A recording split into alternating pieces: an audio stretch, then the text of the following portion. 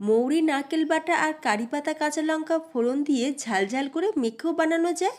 আবার ভাতের সাথে খাওয়ার জন্য একটু পাতলা করে ঝোলের মতন করেও রান্না করা যায়। কেরলের ডিম কারি আজকে আমাদের রেসিপি। তো প্রথমে এখানে আমরা হাফ মালা নারকেল কুড়িয়ে নিয়ে তারপরে গরম জলে ভিজিয়ে রাখবো। এইভাবে আমরা নারকেলের দুধ বার করে নেব। তোমরা চাইলে রেডিমেড যে নারকেলের দুধ পাওয়া যায় সেটাও ব্যবহার করতে পারো। এখন অনলাইনে বা যে কোনো শপিং মলে কিন্তু নারকেলের দুধ অ্যাভেলেবেল।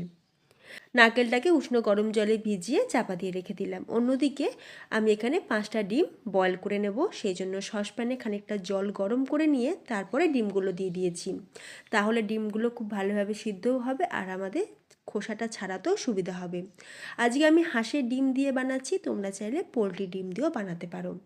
তো এবার আমরা ডিমগুলোকে জলের মধ্যে দিয়ে দিলাম। তারপর দিয়েছি অল্প সামান্য একটু নুন আর অল্প পরিমাণে একটু ভিনিগার দিয়ে ডিম সিদ্ধ করলে দেখবে খোসাটা খুব তাড়াতাড়ি ইজিলি উঠে যায়।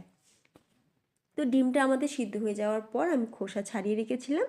তারপরে আমরা ফ্রাই প্যানের ওপরে কিছুটা পরিমাণে সাদা তেল দিয়ে এবার ডিমগুলোকে দিয়ে খুব বেশিক্ষণ না, হালকা গায়ে একটু আঁচ আসা পর্যন্ত ভেজে নেব।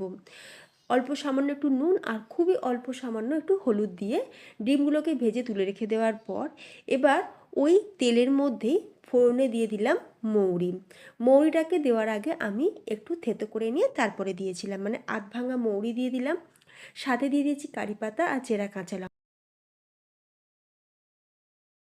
কারি পাতা কাঁচা লঙ্কাটাকে দিয়ে কিছুক্ষণ নাড়াচাড়া করে নেওয়ার পর দিয়ে দিলাম পেঁয়াজ।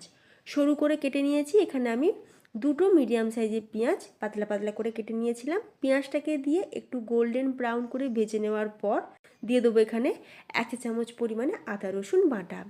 আদা রসুন বাটা দিয়ে কিছুক্ষণ একটু কষিয়ে নেবো যাতে আদা রসুনের কাঁচা গন্ধটা না থাকে। এবার আমরা দিয়ে দিচ্ছি টমেটো। তোমরা চাইলে টমেটো পিউরিও ব্যবহার করতে পারো। টমেটোটাকে এরকম পাতলা করে কেটে নিয়েছিলাম। টমেটো দেওয়ার সাথে সাথে একটু নুন দিয়ে দিলাম যাতে টমেটো তাড়াতাড়ি করে নরম হয়ে যায়।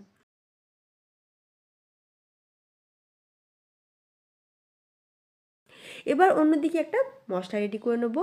একটা বাটির মধ্যে নিয়ে নিচ্ছি হাফ চা চামচ হলুদ, হাফ চা চামচ লাল লঙ্কার গুঁড়ো, হাফ চা চামচ জিরের গুঁড়ো, 1 চা চামচ ধনের গুঁড়ো আর হাফ চা চামচ গোলমরিচের গুঁড়ো। অল্প সামান্য জল দিয়ে মশলাটা সুন্দর করে রেডি করে নেব। মশলা এইভাবে রেডি করে আগে থাকতে রেখে দিলে রান্নাটা করার সময় কিন্তু বেশ সুবিধাই হয়। এবার দেখো টমেটো খুব ভালোভাবে কিন্তু আমাদের নরমও হয়ে গেছে। আমি এই স্প্যাচুলা দিয়ে একটু ভালো করে ঘেঁটে দিলাম যাতে টমেটোটা গোটা গোটা না থাকে। টমেটো যখন খুব ভালোভাবে নরম হয়ে গলে যাবে তখন দিয়ে দিতে হবে এখানে মশলাটা, যে মশলাটা আমরা জল দিয়ে কিছুক্ষণ ভিজিয়ে রেখেছিলাম। মশলা দিয়ে এবার আমি অল্প সামান্য একটু মশলা বাটি ধোয়া জল দিয়ে দিলাম। এবার খুব ভালো করে মশলাটাকে আমরা কষিয়ে নেব। মশলাটা কষাতে কষাতে যখন দেখবে তেল ছেড়ে দেবে এবার আমি এর মধ্যে অ্যাড করে দিচ্ছি স্বাদ অনুযায়ী নুন, 1 চা চামচ চিনি। চিনিটা কিন্তু অপশনাল, তোমরা চাইলে নাও দিতে পারো, তবে একটু চিনি দিলে টেস্ট কিন্তু খুব ভালো হয়। আর দিয়ে দিলাম 1/4 টিস্পুন পরিমাণে গরম মশলা গুঁড়ো। খুব ভালো করে সব কিছুকে মিশিয়ে নিয়েছি। এরপর আমরা ভেজে রাখা ডিমগুলোকে একে একে দিয়ে দেবো। আর ডিমগুলো দেখো আমি ভাজার সময় একটু করে কাট লাগিয়ে দিয়েছিলাম, গায়েতে একটু করে কাট লাগিয়ে দিয়েছিলাম। দেখো ডিমের ভেতর তো আর তেল মশলা ঢোকে না, তবুও ওই যে ফ্লেভারটা একটু ঢুকবে, তো সেই হিসাবে ডিমের মধ্যে একটু করে কাট লাগিয়ে দিয়েছি আর দেখতেও কিন্তু সুন্দর লাগে।